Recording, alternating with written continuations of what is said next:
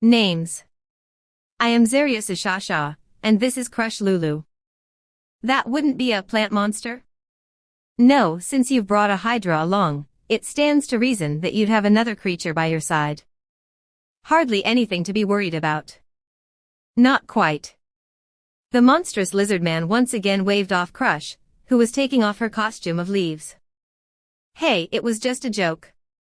Don't take everything I say so seriously, it's a pain. After glancing at Crush as she doffed her pile of leaves, he looked back to Zaryusu. So why are you here? Before that, might I know your name?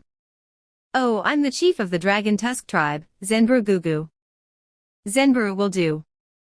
Zenburu laughed in his tooth-grinding way. While this was exactly what he had expected, the idea of a traveler becoming chief was still quite surprising. On the other hand, it was an answer he could accept. A lizard man like him was no mere traveler. In truth, the gathering hostility had vanished the moment he showed up. Clearly, he was a lizard man with great authority, as well as extraordinary martial might and leadership. Zaryusu will be fine, then. Tell me, Zenburu, have any strange monsters visited your village recently? That messenger of the Supreme One or whatnot. Well, if they came, then we can discuss. Zenburu raised his hand to interrupt Zaryusu. I think I know what you want to say. However, we only listen to the strong. Draw your sword. The towering lizard man before him, Zenburu Gugu of the Dragon Tusk tribe, bared his fangs in a toothy grin. What? As Crush gasped, she saw approving looks on the faces of Zaryusu and the surrounding warriors. Well, that makes things simple, Chief of the Dragon Tusk. It certainly saves a lot of time. You're a truly outstanding messenger. No, as the master of Frost Pain, perhaps I should say that it was only to be expected? Diamond Suit choosing the strong as their leaders was a very rational decision for the lizard men. However, was it really such a good idea when it involved the continued survival of their tribes? Should they not discuss it with the others and consider the matter from various angles before coming to a conclusion?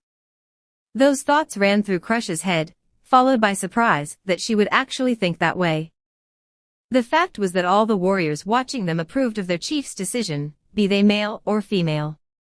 She would probably have felt the same way had she been asked the same thing earlier. Then, why am I questioning this now?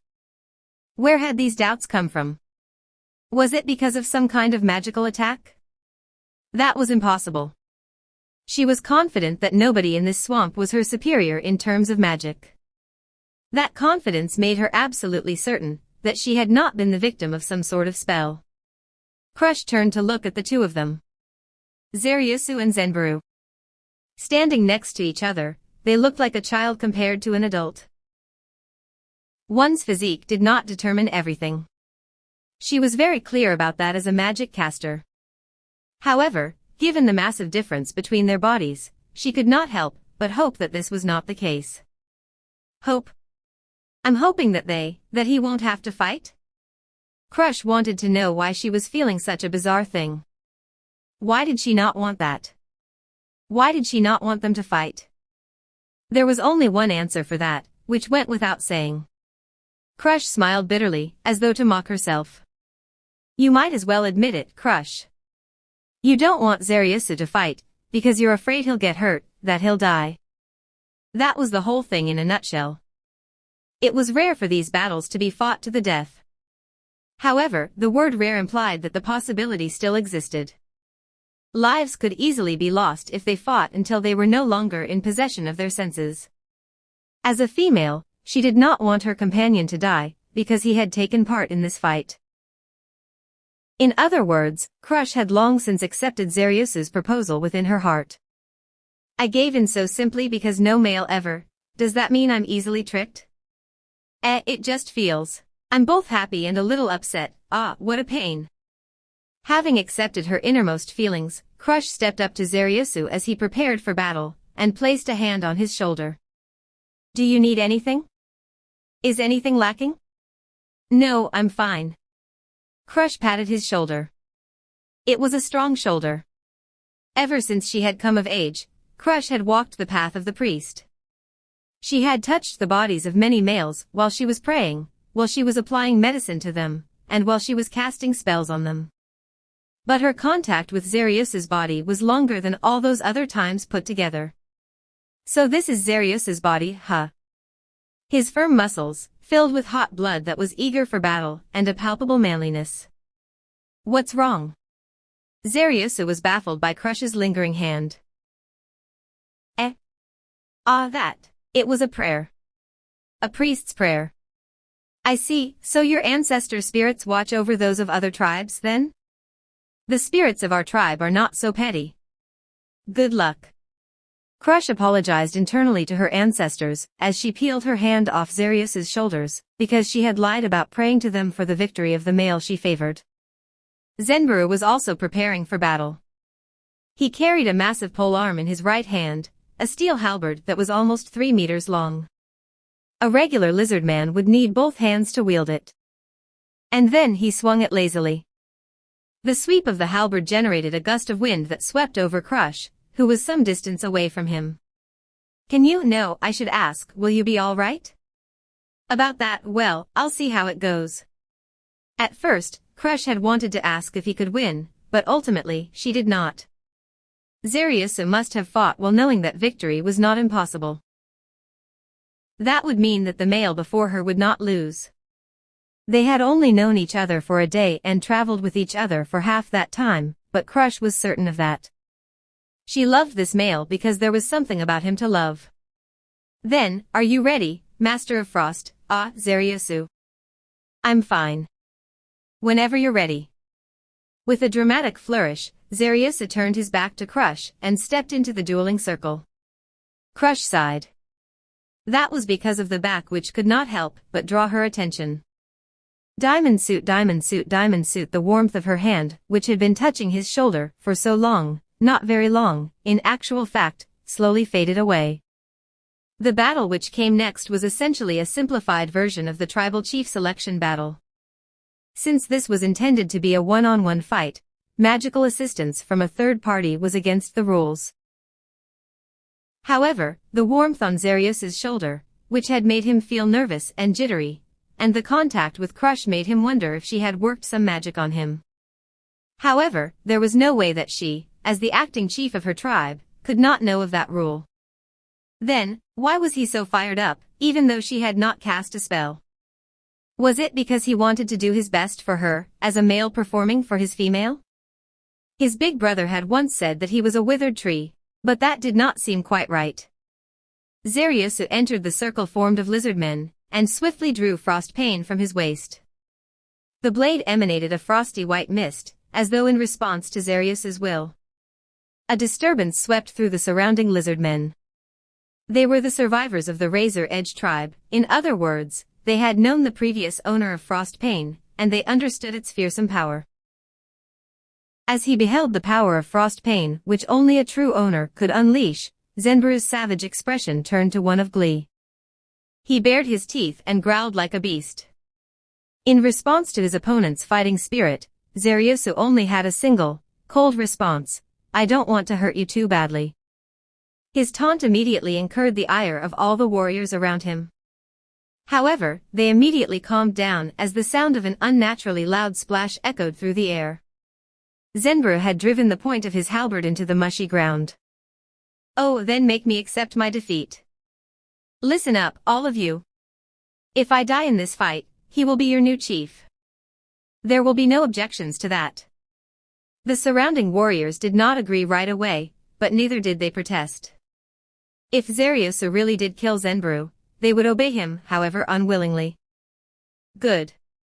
Now come at me with the readiness to die. I ought to be the strongest foe you've ever faced. Indeed, I understand. Also, if I die by your hand, Xerius glanced back to Crush. It's fine. I'll let your female go back safely. She's not mine yet. Keck, it seems you're really into that plant monster. Is she really such a good female? Very good. They paid no heed to said female, who was hugging her head and squatting on the ground. Now that I'd like to see. Perhaps if I win, I'll strip her bare and see what she looks like before I let her go. Until now, Zariusa had only been filled with an intent to fight, but now that intent had developed another nuance. It feels like you've given me an excellent reason to win. I won't let someone like you enjoy Crush's bare body. You really are hopelessly in love with her, aren't you? Oh yes. There's no helping how much in love I am. Several other lizard women seemed to be talking to the squatting female, but she hurriedly shook her head. The two males put that matter out of mind for now. Ha! Zenburu chortled in glee. Then defeat me. If you die, none of that will matter anymore. That was my intention. Zariusu and Zenburu locked gazes. It would seem they had said everything that had to be said. Here I come. Bring it on. The two of them exchanged terse words, but no blows. Just as the anticipation of the spectating lizard men built to its peak, Zariusu began inching forward. There was no sound, despite this being a waterlogged marsh. Zenburu remained still, awaiting his foe. Before long, when Zariusu had reached a certain distance, a massive clang rang out from the air which Zariusu had just leapt away from. It was the sound of Zenburu swinging his halberd. There was no skill to it, it was merely a forceful swing. However, it was so shocking precisely because of its artlessness. Zenburu braced his halberd, took a stance, and prepared himself for Zariusu's next incursion. He wielded the massive halberd with just his right hand.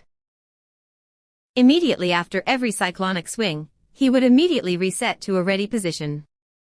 Zariusu felt something was strange. Therefore, to verify the meaning of that motion, he darted into his foe's attack range, and was subjected to that hurricane-like swing. He blocked the haft of the weapon with frost pain, but a bolt of intense pain racked the hand holding the sword, and he was bodily flung away. One could say that he had extraordinary arm strength if he could toss away a grown lizard man with just the might of one arm. Their blood was boiling. The surrounding warriors roared as they saw their chief display his matchless might.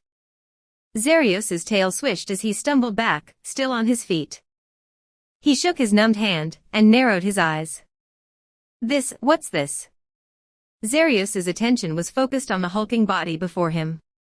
What's going on? This is too weak.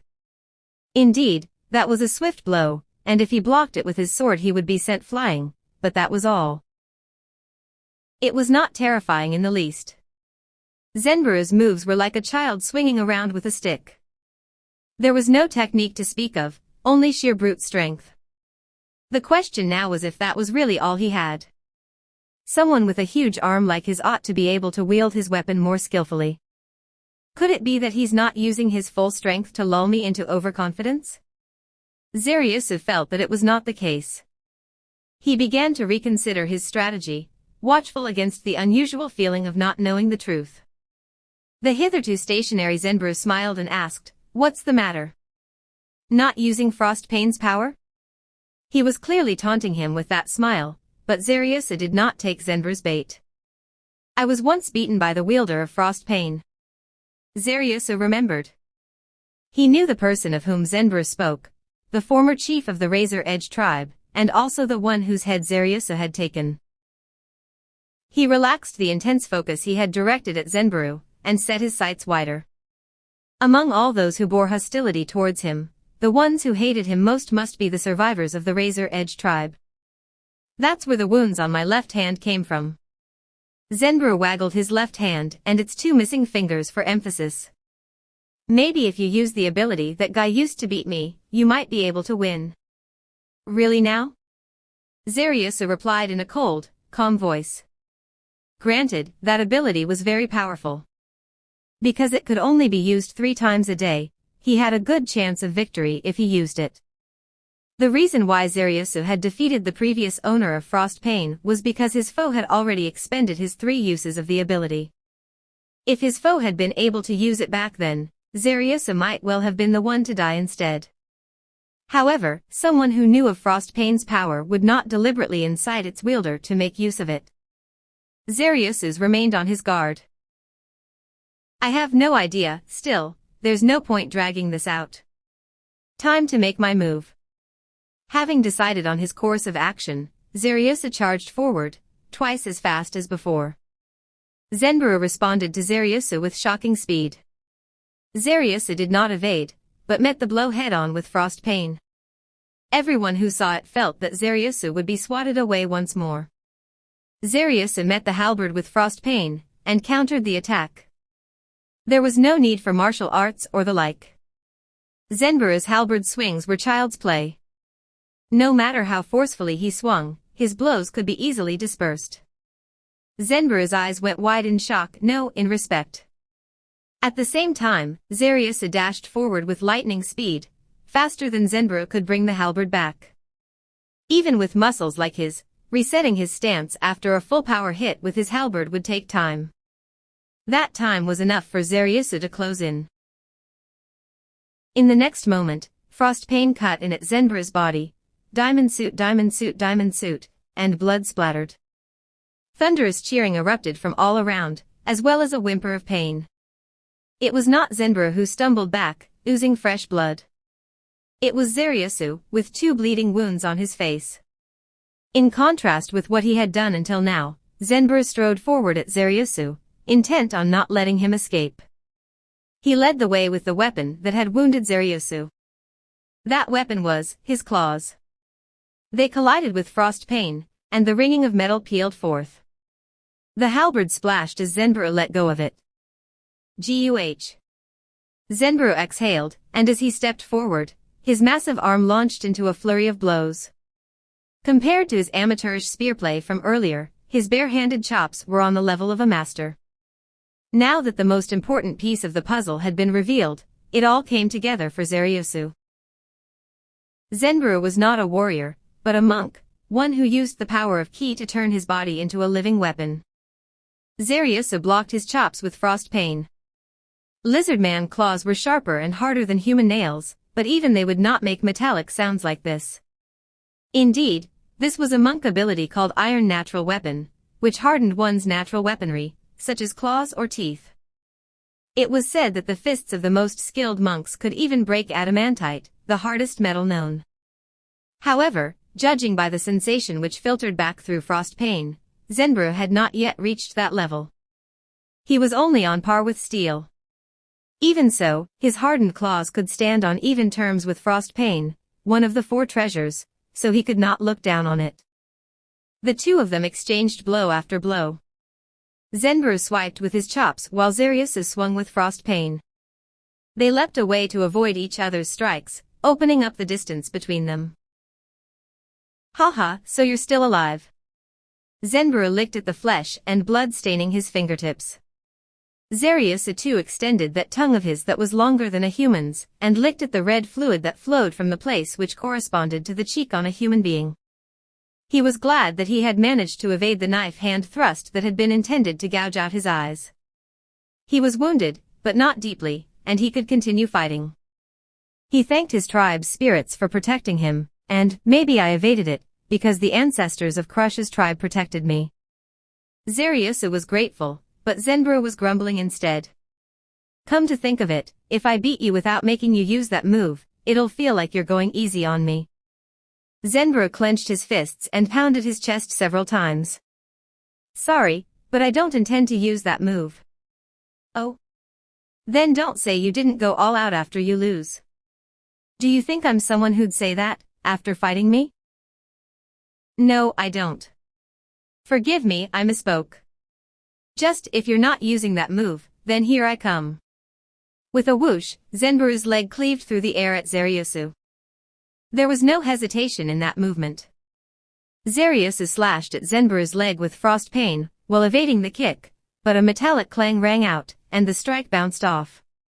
Zaryusu's eyes went wide. When a sword met flesh, the flesh should have been wounded. That was the way of the world.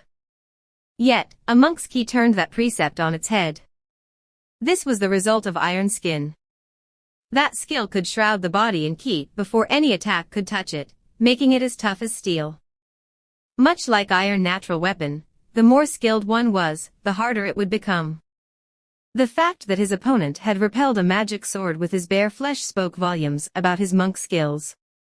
However, Zaryusu still felt that he had a chance of victory. It was not that there was an overwhelming difference between their combat skills. It was only that the circumstances had been against Zenburo from the start. Diamond suit, diamond suit, diamond suit, he came with a bewildering series of strikes. Flying kick. Tail sweep. Straight punch. Knife hand. He attacked with all these and more. Every blow Zenburo struck was both fast and weighty. All Zaryusu could do against a foe like that was adopt a total defense. Combination followed combination. If he did not defend against his foe's destructive strikes, Zaryusu's defeat was assured. Confident in their chief's victory, the surrounding lizard men cheered as Zenburo lashed out with blow after blow. Zenburo's claws occasionally grazed Zaryusu, easily scoring his scale-sheathed body, and leaving wounds which wept blood in their wake. Those injuries could not be considered light in any sense. Zaryusu's body was covered in those wounds. His life hung in the balance, and it would not be strange if he surrendered at any time. The joyful looks on the spectating lizardmen's faces only proved it as they prepared to celebrate their chief's imminent victory. However, that was not the case for Zenburo. Every time his strikes were blocked, Zenburo felt victory slipping further and further away from his grasp, and it made him anxious. Frost pain was imbued with cold, and it inflicted additional cold damage whenever it wounded a foe. A side effect of that was that it dealt cold damage to anyone who touched the weapon. In other words, just touching the weapon was enough to slowly wear away at Zenburo's body with its cold damage. His hands were freezing, his legs were numb, and his movements were slowing down. Damn it, I lost too quickly in the previous fight, so I didn't know it had a power like this too. So it didn't just have that move alone. That's one of the 4 treasures for you. Zaryusu had adopted a defensive stance, because he knew the item had an effect like this. Or rather, he had done so because he knew it was an assured way to deal damage. That was probably why he had not dodged Zenburo's attacks. He had chosen a steady path to victory. This lack of openings made him Zenburo's greatest enemy right now. Zenburo used his trump card on Zaryusu, who was rushing in. If he managed to block that move as well, Zenburo's chances of victory would be slim at best. He felt like he was charging an impregnable fortress alone. Ah, damn it, can't I beat him, but I've waited too long for this. His battle with that lizard man from the past flashed through his mind. He was stronger now than he was then, and he had trained nonstop in order to attain victory. Even when he heard that the person who had defeated him had been killed, he might have felt regret, but he never stopped training. He had been waiting for this day. As chief, he could not abandon everything to indulge in battle, so he had been delighted when he heard that the bearer of Frost Pain had come to his village. He could not let this long-awaited battle end like this. Zenburo began losing the feeling in his punches and kicks, and his ki could no longer reach his limbs. Still, he kept attacking. He's strong, stronger than that guy from last time. Just like he had honed himself ceaselessly, the lizard man before him must have trained himself without slacking off until now. While he could have said that he could not narrow the gap between them because of Frost Pain, he had no desire to spout quitter talk like that. Amazing. He truly is the master of Frost Pain. The mightiest lizard man ever. Zenburo did not halt his combination attacks, even as he praised Zaryusu, who was blocking his strikes with Frost Pain. Diamond suit, diamond suit, diamond suit, wounds, blood, and more wounds.